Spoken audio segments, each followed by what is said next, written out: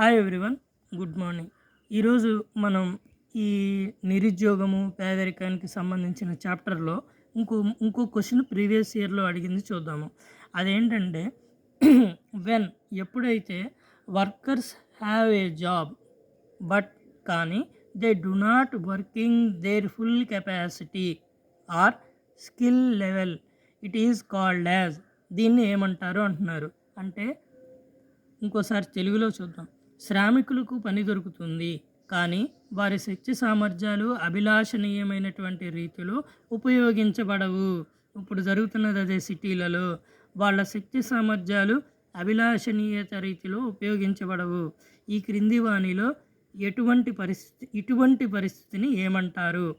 అల్ప నిరుద్యోగిత, బహిరంగ నిరుద్యోగిత, ఋతు సంబంధమైనటువంటి నిరుద్యోగిత, సాంప్రదాయ నిరుద్యోగిత. ఇంగ్లీష్లో ఈజీగా అర్థం చేసుకోవచ్చు.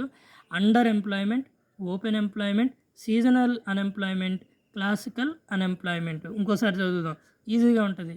శ్రామికులకు పని దొరుకుతుందంట కానీ వారి శక్తి సామర్థ్యాలు కానీ వాళ్ళ కెపాసిటీ అభిలాషణీయత రీతిలో అంటే వాళ్లకు నచ్చినటువంటి రీతిలో ఉపయోగించబడవు.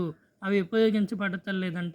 ఈ క్రింది వాణిలో ఇటువంటి పరిస్థితిని ఏమంటారు? ఇటువంటి పరిస్థితిని ఏమంటారంటే అండర్ ఎంప్లాయ్మెంట్ అని అంటారు.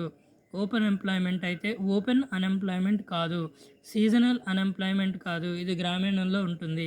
ఏ క్లాసికల్ అన్ఎంప్లాయ్మెంట్ కూడా కాదు. అల్ప ఉద్యోగిత అంటారు. ఓకే. తర్వాత బహిరంగ నిరుద్యోగిత కాదు, ఋతు సంబంధమైనటువంటి నిరుద్యోగిత కాదు, సాంప్రదాయమైనటువంటి నిరుద్యోగిత కూడా కాదు. ఓకే. ఇలా గుర్తుపెట్టుకోండి.